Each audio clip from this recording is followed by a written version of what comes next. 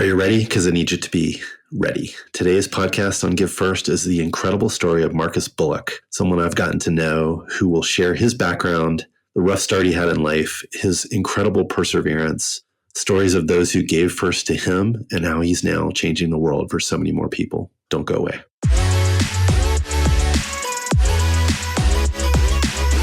Hi, everyone. This is David Cohen, and I'm here with my amazing co-host, Brad Feld.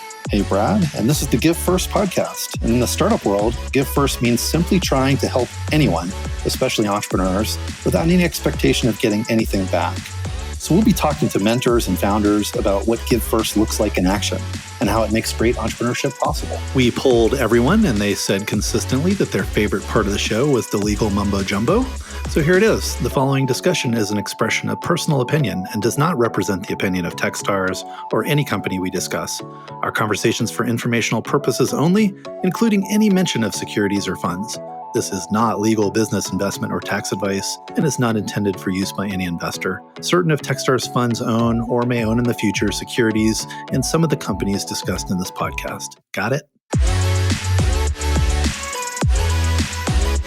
Hey, everybody. I'm super psyched on this episode of the Give First podcast. I have a guest that came to our staff con. We got about 350 of our own staff together for a global event. We try to do that once a year. We've missed a few because of the pandemic. It was pretty awesome. Marcus Bullock was there. He talked about his journey in front of our staff as the CEO and founder of Flikshop.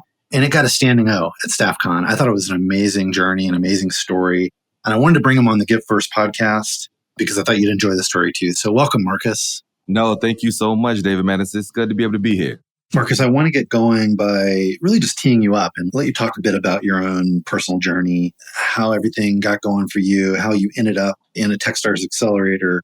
I think it's a powerful story. It's really inspiring. So I just want you to share your own perspective, maybe a little bit about your story arc and how you got to where you are today.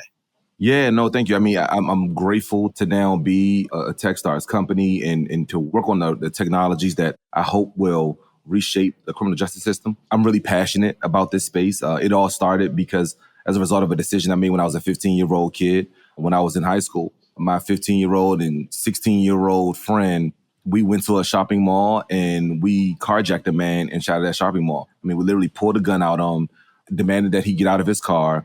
We got in the driver and passenger side seat of the car, left him standing there and pulled off.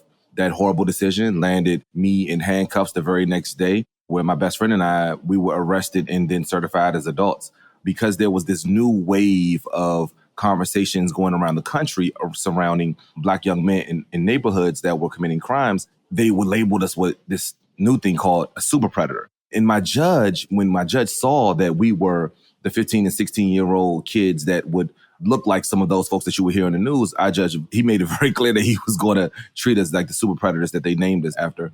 I got sentenced to 8 years in adult maximum security prisons as a result of that car theft. And that would be the beginning of what would change my life forever. So a super predator, this was your first offense? Yeah. So, it's interesting, right? Like, even though it would be my first offense, there was this new thing that was like, these kids are coming into neighborhoods. They're preying on people. And if they're stealing cars or they're selling drugs or they're committing robberies, we must get them off of our streets. It's the way to keep our streets safer. And what it really meant was send all these kids to prison for very long draconian sentences. Which is, of course, a fundamental problem that's talked about probably a lot more today than it was back then. But how much of that time did you serve? I got sentenced to 8 years in adult maximum securities and ended up growing up inside of those cells. I would end up spending my 16th birthday and 17th birthday and 18th and 19th and 20th and 21st and 22nd and 23rd growing up inside of some of the State of Virginia's worst prisons. And while I was a kid growing up in these prison cells, if I'm being honest, my first 2 years, I really was still a kid. I was the guy who wanted to play tag on the housing unit. You know what I mean? Like, I was making all types of jokes on the rec yard, probably some of them inappropriate. And then it would lead to like me getting all kinds of trouble, but it didn't matter because I was there and my mom or my lawyer or the prosecutor, someone would figure out how to communicate with the judge and let them know that I got to go back to school because I'm missing too many days of school. Like, I knew I was going to get out. They were locked up. I wasn't. I just happened to be there for a week or two or maybe a couple of months. It wasn't until my second year in there, I would be walking around the prison rec yard with my best friend, Danny B, who was in his mid-50s, because in prison is one of the only places you can be like 17 years old to have a best friend in his mid-50s. I'm asking him, I'm like, yo, bro, how long have you been here? And he told me that he had served 31 years. And when he told me he served 31, that's when it literally hit me like a ton of bricks, because I knew that I would have to serve all 8 of my years. Things became different then. When I realized like I would have to serve all 8 of those years, it was like, oh man, I would get angry. I'm talking about like angry. I was angry at myself. I was angry at my cell partner. I was angry at the COs. I was angry at the warden. I was angry at my lawyer, the prosecutor, my mother, the judge, my basketball coach. Like, I was angry at everyone. And there was no way for me to fight my way out of this new feeling or emotion that I was so heavy on me. And I didn't understand what depression looked like at that time. I didn't know how to define that. I didn't understand even what hopelessness looks like, because as a 16, 17, 18-year-old kid, like aspirationally, you still believe that you can conquer the world. And I didn't have room in my brain to grapple with what was happening in that time. And when my mom, she would sense this anger because I was fighting. I mean, I talk about like I was always in solitary confinement because I was in a fight, or I was running these kind of hustles where 2 for $1 on honey bun specials, or I'll lend you a pack of cigarettes and you got to pay me 2 back kind of sort of hustles. And when someone didn't pay me back, I'm ready to go to war over it. And it was interesting because while my judge sentenced me to all of this time, and I would have to be in these facilities where even my cell partner had life plus 43. Everybody around me had 50, 60, 70 years. I was the only, first I was the youngest person on the compound, and I was the person with the least amount of time on the compound. And so no one understood like why you only have 8 years. Like, you acted as if you have a life sentence and you're carrying it like you do. And my mom was like, dude, you have to stop this. You have to figure out a way to get this under control. And she came to visit me one day in the visiting room. And although I wanted her to stop, I'm like, Mom, don't come and visit me anymore. I'm not going to call you anymore. Don't come and visit anymore. I'm not going to write you letters. Like, let me die in here. The reality of it is that I'm probably not going to make it. Did you know that Richmond is beefing with DC, Ma? Like, Ma, every time I got to step out of my cell, I have to line my coat with magazines to make sure that I prevent from getting stabbed up in the prison rec yard. Jeez. Like, this is my new life, Ma. You know what I mean? Like, so just let me go and let me get on with this. And my mom, she wants to emote. She wants to like cry and like, you're my only son. And I wish it was something I could do to help support you as a kid. You know, you're supposed to be worried about going to homecoming or prom. And you're wrestling with trying to figure out how to mitigate from being one of those body bags that you see getting wheeled down the rec yard. This is something that my mom was trying to help me with. And I'm like, this is it. Stop it. Let me go. And so she came to visit me and she's sitting across the table from me and she wants to hug on me. And I'm like, Ma, I'm not at summer camp. You can't, this is not the place to do all of this. And she's like, look, I'm going to make a promise to you today because I can't afford for you to lose hope in this, Marcus. You need to know that there's life on the other side of this prison cell. And I know that it looks bleak right now and you can't see it, but I'm going to make a promise right now to write you a letter or send you a picture every day from this day forward so that you can see life through my lens. And while I'm sitting across from the visiting room table from her, I'm like, Mom, you think these pictures are going to change anything in my life? Mom, when you get out of here and you walk out of this prison, you're going to let the window down and the wind's going to be blowing through your hair. You're going to listen to whatever you want to listen to on the radio and you're going to enjoy life. When I leave this visiting room, I'm going to have to go through those double doors on that side. And see that correctional officer over there? The very first thing that he's going to tell me to do is to strip naked and squat and cough to make sure that you didn't give me some contraband that he thinks that you're going to give me to take back to my housing unit. This is the new life I'm living, Ma. Your pictures won't change any of that. She looks at me and she's like, okay, well, I'm going to do what I said I'm going to do. Lo and behold, a couple of days will go by and my mom will start sending me these photos. She would start sending me these letters. My mom was like the Instagram before Instagram. She was sending me photos of like the most interesting things. I mean, she was sending pictures of food in the earlier days, right? With like a long 4-page letter like, hey, Marcus, one day you're going to enjoy a nice slice of pizza with black olives on it. And by the way, who likes black olives anyway, Marcus? And Marcus, one day you're going to enjoy sleeping on a pillow top mattress because I know you're sleeping on a mattress that doesn't fit your body. And Marcus, one day you're going to have this experience. And my mom was like shipping all of this new content into these prisons because, you know, in prison, there's no real internet there. There's no easy emailing or texting or Facebook or Instagram or Twitter or any of that kind of stuff. And so She's feeding all of this new content into not only me, but now my whole housing unit, because they're living vicariously through my mail call. Oh, cool. So you're like sharing that with your cellmate, your other people that you know. These are like my brothers. That's cool. Yeah, they got to see this stuff too. It sounds like, as your mom, man, she gave you life, but maybe in a way she saved your life too. I mean, did this motivate you and give you a vision of your own future, or No. is that how you think about it? In hindsight, in 2020, that I see it now. In the moment, I was a kid still growing up in prison. You know what I mean? Like, I wish I had the kind of perspective, you know what I mean? But I was 17, 18, 19. And you know what I wanted? I just wanted to feel loved. I wanted to feel loved. I wanted to feel needed. I wanted to feel valued. I wanted to feel like I wasn't a massive failure. I wanted to feel like I wasn't the shame that will encapsulate my mom from never being able to talk about me with her friends or people at church any longer.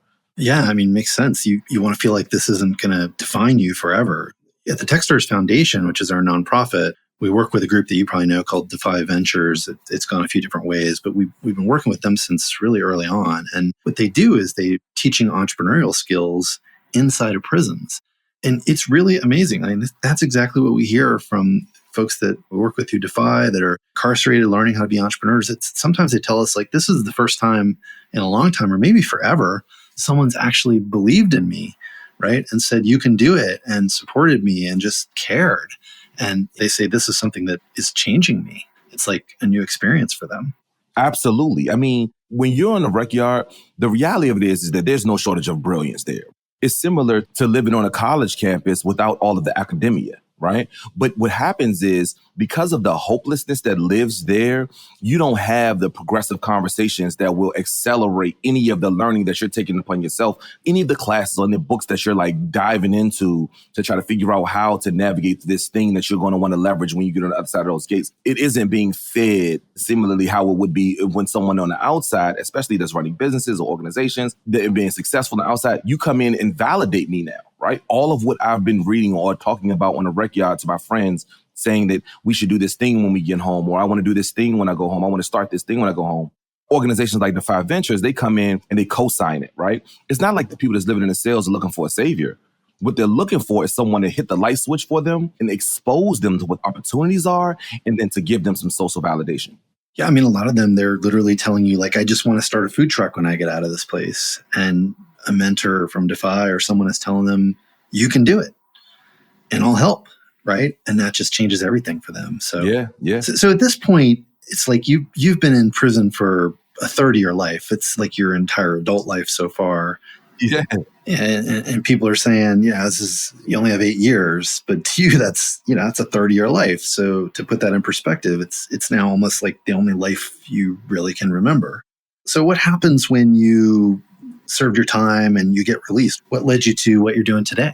I mean, so when I got home from prison, although I knew I wanted to start some kind of business, I had been an entrepreneur since I was a kid. And I don't know if I would have ever labeled myself as an entrepreneur as a, 12-year-old kid selling blow pops and annihilators on my school bus stop, or even when I would start selling weed or crack around my neighborhood, or when I started selling honey buns, sodas, and cigarettes when I was in prison. I never thought of myself as an entrepreneur, but what I did know is that this was the way that I could control how much money I made, right? I could do that. I could control how much money I made, and I could deliver smiles. I could make people happy. I could make sure that I was able to add value to someone's life while also figuring out a way to drive a Benz. It was always about trying to figure out how to drive a Benz, David. Like, that was always the goal.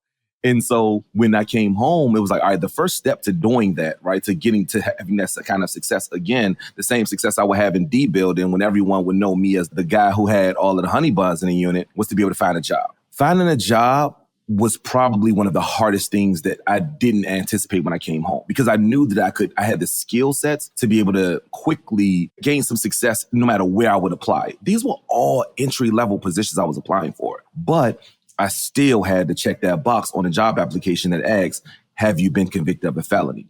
After 41 job applications, with the foolish optimism of the next one being the one, finally on the 42nd application, they asked me, have you been convicted of a felony, within the last 7 years? Now, I had just served an 8-year prison sentence, so I was able to honestly say, no, I have not been convicted of a felony within the last 7 years.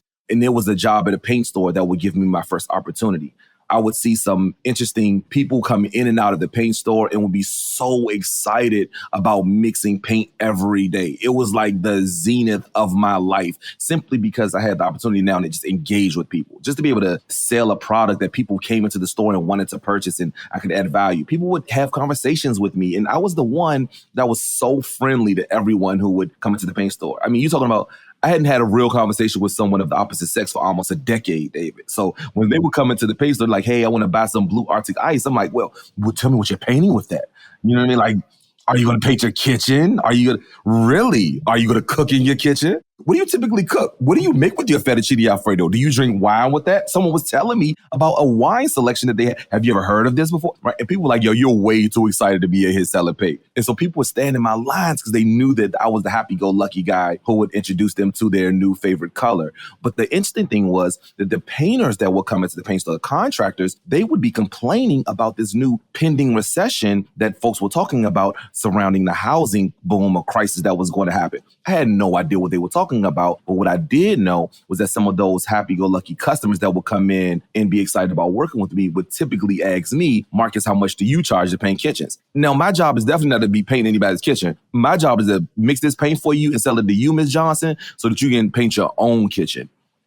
I saw an interesting opportunity there. A light bulb went off, and I became the conduit between those contractors and those Ms. Johnsons who needed to get their kitchens painted. That was my first real entrepreneurial opportunity outside here in the community that would begin to create some success for me.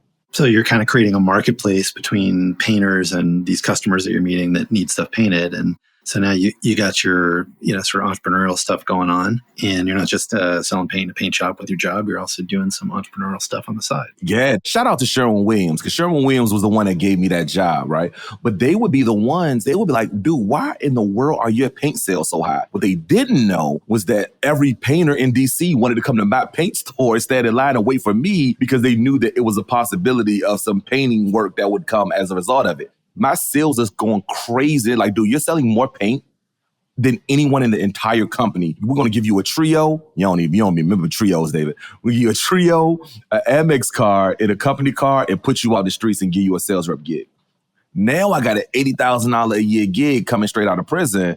And I'm like, oh, this is dope, because now not only am I able to be out in the community, but now I could sell more paint for Sherwin-Williams, but I could also ask some of those vendors, hey, while I'm speccing your paint, do you have someone to paint this project for you? Oh, you don't know anyone yet? Boy, do I have a company for you. And it was interesting because I would be able to grow this new painting business in a way that would allow me to be able to stop working at Sherwin-Williams. I would eventually grow that into a nice sized construction company, and it would give me access to a life that I could only dream of. Amazing. Did you go to then recruit other paint salespeople who you're friendly with to sort of send leads through this new business you were creating? I wasn't recruiting out of the store, but what was interesting was I would end up now having enough resources to bid on projects that would give me access to people, right? And folks would come apply for jobs with me simply because I was the new guy who would win these new bids. It was one project in particular that would change my life. It's always been someone who would gamble or take a risk on me in an interesting way that won big as a result of it, right? And it's interesting, David, because most people slam their doors in my face. I'm typically the guy that gets the door slammed in my face, but my foolish optimism allows me to continue to keep pushing forward. There's one company that was working on a project at BWI Airport, was up for a renewal on a contract. And they were like, hey, Marcus, if you can get your minority business certification, we'll bring you in as our sub on this project. It was a 3-year contract with a 2-year option on it. I was able to win that contract, and we murdered it. I mean, we made so much money for that company that they were like, dude, you got to like be our preferred contractor from now on. We became the contractor for Georgetown University and National Press Club and Howard University. And people would come into my office now, and now I was no longer the job seeker. Now I'm the job giver. And people sit across from the table from me. They're like, Marcus, I want to let you know before I apply for this job, while we're in an interview, I have a felony conviction. And I'm like, word, dude, I got 3 of them. How many you got? Like, for real? Like, oh, snap. Like, you did what? Oh, you knew you were going to prison for that one, man. Look, let me tell you, that I was just as stupid. Let me tell you what I did, right? And it was interesting because this new dynamic would allow me to hire people that had felony convictions. I remember it was the 18th employee. I would look back and see that 16 of the people on our team had felony convictions just like me, which was phenomenal because now they're working for a company making sustainable wages, right? It's not just, minimum wage work, sustainable employment that gave them the pride of working with a team where we can all joke about commissary or count time and no one else would get our crazy humor, but we had something that was ours and we were making an incredible dent in the world. And I was really proud of that. Regular listeners know I can't miss an opportunity to jump in and talk Give First here because this story is totally full of Give First. And it's just awesome on so many dimensions. There's Give First everywhere.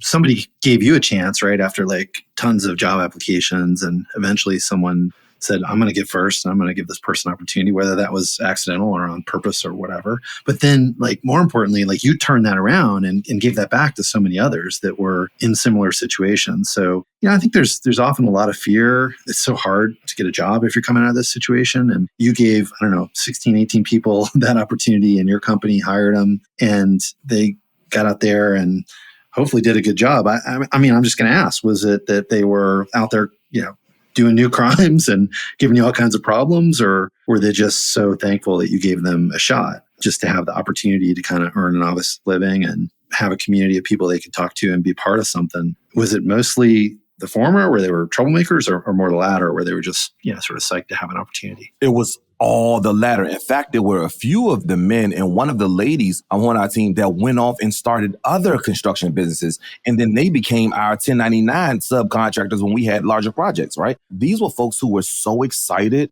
They were waking up in the middle of the afternoon to go paint at BWI airport because you had to paint at nighttime because we had to wait till the airport closed out, right? And they would wake up in the middle of the afternoon, go to the airport. They would paint all night long, get up, go to one of our residential projects, go work there, and they would post about it. Right? It was on their timelines talking about how incredibly excited they were about going to work at this company. That was something that was dope for me. But what I learned from along the journey is that as we continue to take other projects, they would tell their friends and they're like, hey, look, Marcus, I know you're getting into the hardwood flooring business. Would you be comfortable with me introducing you to one of my other friends or one of my cousins I'm like, yo, bring him into the office. Definitely. It was interesting because that would snowball into something. In fact, when I would start having this success out of the construction business, which would give me opportunities that I would never dreamt about, David, where I could travel around the world. My mom was able to retire from the government finally, and now she could drive a really nice car in post-retirement. My sister could move out of a bad neighborhood.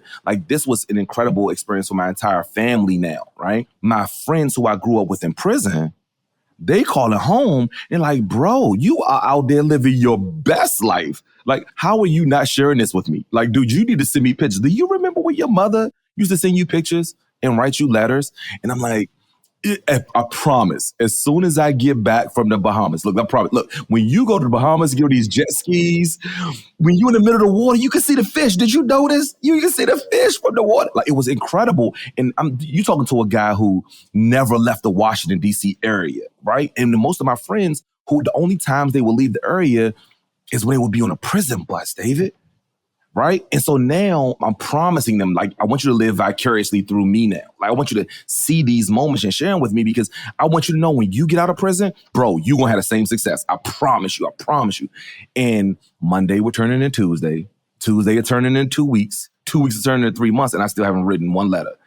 And I hadn't printed one picture. I don't know how my mother did it. Right? But now that kind of discipline was shout out to the moms. It's nothing like a mother's love. I mean, it's something incredible. And when I didn't see a solution, and mind you, there's an app to help me get my coffee quicker. I knew that there was a way, it had to have been a way for me to send pictures to my friends who were in prison. And when we didn't find one, I took a bunch of the cash out of my construction business and I Googled how to build a mobile app. A few weeks later, we would land on working with a team that would help us create, which would later become Flikshop. So you had this construction business that was doing well and it was growing and there was lots of good stuff there and it created new economic freedom for you and lots of other people too that you hired. And you still had this other idea in the back of your mind, hey, I can give back. I can help other people that are, still in prison. I need to do this. I need an app or a tool that will help me do this. So the motivation of that, was that just pure altruism or did you think of that as a business at that time? I really didn't, to be honest. I mean, we were doing okay with the construction business. I mean, my life, we had grown this thing to now it's like a design build firm, right? We're building $85,000 kitchens, right? I was the guy who you would call when you want the sexiest cherry Brazilian volcanic granite across your deep steel blue cabinets, right? Like we were building these systems, right? I want to build you your in-wall saltwater fish tank with a recessed motorized, like that was what we were building, right? Nothing about what we were doing said I would have built a tech company and or build something that would grow into a venture-backed company that we want to reduce recidivism. That was something that came much later. To be honest, Dave, I just want to send pictures of my friends. That's all. And you needed an app to do it. So you said, how do I build an app to do that? And here's the thing, right? I needed an app to do it, but I also needed an app that could allow me to do it quickly and on the go. Like that was the thing. And it had to reach across different channels. Like all of these different fragmented technologies around state systems versus federal facilities versus juvenile versus ICE detention. All of them were fragmented and they cost a grip to the families. How could we do something that was easy, that was affordable, and it didn't matter where my loved one was? I could send it to them because I have friends in different facilities. It was a challenge in the beginning because I had no idea what I was doing, but grateful for what we've created since then. Yeah, so you can't just use like Instagram or something because if you're in prison, you can't get that. So you need a thing that's easy to use in the real world for whoever send the pictures, and then something that can actually be used for somebody that is in prison, I guess. So you created that, and how did you grow it? Did other people start using it? Like, how did it start to catch on? So I'm sending pictures to my friends. I'm sending these postcards, and no one gets mail in prison, right? So it would start growing organically. Mind you, I'm still running this construction business. That's where I generate my income. And it would start permeating across one facility. And then I would send them to other prisons. And then a couple of my friends who knew someone was locked up, they were like, yo, didn't you say you were working on the app that I could send pictures to them? I'm like, yeah, you should download it. I give it away for free. And then folks were like, well, I can't use it because it's only on iPhone. And I'm like, oh, I got to develop something for Android too? Oh, now I got to do a few more basements, a few kitchens, get a little bit more bread, do this whole wire framing process for this other platform, right? And I would continue to grow this thing over time. It wouldn't be until folks were starting to like send them in droves into other states where I hadn't even reached out to anyone there. Folks were sending Flikshops to people in California and then Arizona and then in Florida. And we were like, wait a minute, we're on to something. And so I started spending more time in it. When I started to see it grow, we were like, all right, well, we got to do something about this because now I have these big, huge digital press printers inside of my construction company's offices. I got these big cutting machines to be able to cut down these massive sheets of paper into these postcards. I got post machines. We got to grow this thing. And I need to hire people to help me to do this, right? And so I ended up acquiring another janitorial firm from a friend who I met in prison. He had started a janitorial firm in Southern Maryland. They had a bunch of FedEx Kinko contracts. It was really an acqui-hire. I needed their team, and I needed him to help run some more of the stuff while I was growing Flikshop. He became my VP of my construction business. And then when we applied for Techstars in 2018, it would give us enough of the cash and programming that will allow me to learn how to build this new tech company. Because I didn't have experience in building a tech company. It was all these new terms and acronyms and stuff I had never heard of. I was able to have an exit out of that company back in 2018 when we got into Techstars. He got promoted up to the CEO of that company. It allowed me also to have enough cash to be able to, continue to take care of my family while I would go through the Techstars program. And, 170,000 users later, I'm excited to continue to keep connecting families around the country. What an amazing story. And you raised some capital for that business now for Flikshop. And how did you even come across Techstars? Like, where did you even hear about that opportunity? We learned about Techstars through a biz dev guy from Cooley, the Cooley Law Firm. Cooley Law Firm had some office hours scheduled at one of the co-working spaces here in DC called Impact Hub. And the lawyer that was supposed to be there was sick. So the biz dev guy from Cooley was like, hey, look, no one signed up for this except for one person. Some guy named Marcus from this app that connects people in prison. I'll go ahead and fill in for you for the office hours. I go in, we're talking about the company. He's like, what do you need a lawyer for? I'm like, for everything. I have no idea what I'm doing. And so he's like, have you ever thought about, raising capital for this? I'm like, raising capital? What do you mean? What does that term mean, raising capital? He's like, is this venture backed? I'm like, venture, what's that term you just used again? And mind you, I'm Googling in the meeting, right? He's telling me, I'm like, no. He's like, well, you should think about applying for a business accelerator. All of the context clues, I kind of sort of accelerate. I think I know what this means. Right? Any chance this guy's name was Ben Hadley? No, so it wasn't Ben Hadley. I met Ben. Ben is awesome. But this guy was Carl Grant. Okay, awesome. Yeah, that's great. I wanted to get that name because I want to make sure they hear this too, because they're part of that Give First story, right? It's so cool. They're just there showing up, trying to help, and they have this huge impact, right, on you and the company. And I run into this all the time, right? I'm in certain context situations, communities. I'm talking about pre-money valuation, post-money valuation, and I can see look on people's faces like I don't understand that. And I'm like, okay, let's slow down. Let's talk about what that means. And I think that's important to do, right? Because not everybody has the same like background and experience and exposure to this stuff. I didn't know what UX UI meant, let alone post-money valuation or total addressable market. Like all of these were new terms to me. So today, how many users did you say Flikshop has now? 170,000 registered on the platform. We shipped over 700,000 postcards using the platform. And now some of our biggest customers are Boeing, Delta Airlines, Bank of America, Slack. And we're excited to not only connect our families that use our platform, but we've combined data science and our family engagement to be able to figure out ways to allow for employers to be able to find their next rounds of talent that are coming out of these sales. Waste management doesn't care if you have a felony conviction, if you want to be a sanitation engineer and come right out of prison making $75K. And we want to connect you to those jobs well before you come out of prison. Our data allows us to be able to do that in a very interesting way. And we're excited about continuing to learn how to grow Flikshop in this new space. Marcus, I mean, you are having an enormous impact on the world, man. I mean, this is such an inspiring story. You've taken everything that went wrong and making it right. And it's like your mom gave you this gift, right, of these images. You turn that around and you're changing so many lives on the other end and creating so many opportunities for so many people, because I think our prison systems are full of entrepreneurs, right? It's just a different type of entrepreneurship that needs to be harnessed and turned into better things in a lot of cases, right? And it's just amazing to see how one person with a positive attitude can persevere, take advantage of opportunities they get, change the lives of so many other people. So just super, super proud to be associated with you in this way through Techstars. No, thank you so much. I mean, I talk about all the time how when Carl introduced me to Natty and Natty introduced me to Ryan Cooter, who runs Techstars Anywhere, having those groups of people combined with John Legend. Like John Legend was our first non-dilutive investor, right? He was the one that was like, hey, look, we got to figure out a way to advance these kinds of conversations for entrepreneurs that are coming out of these marginalized communities. And then Techstars came right behind them like, we want to double down on this. We got to figure out a way to ensure that you have access, Marcus, because one of the things that most people that come from out of communities like mine, we lack is social capital and access. And trying to provide it with the right opportunity, we could build something amazing. I'm super proud to be a Techstars company and to hopefully open up pathways for so many others that are going to come behind me. That's the thing, because it's so cool that you're having this success, you're employing people. That's awesome, right? But I think the bigger thing is that you're impacting so many more people and inspiring them and giving them opportunities. And that's what I love about Techstars. And if people ask me, what are you most proud of about Techstars? It's not the financial success, it's not the companies that you can name. It's really seeing a generation of entrepreneurs that live this give first mantra, right? That have experienced it, given it back to each other now for 15 years and growing. So psyched to have you be a part of it. Thanks for telling us your story today. Absolutely. Absolutely. Thank you guys for believing in me. This was fun.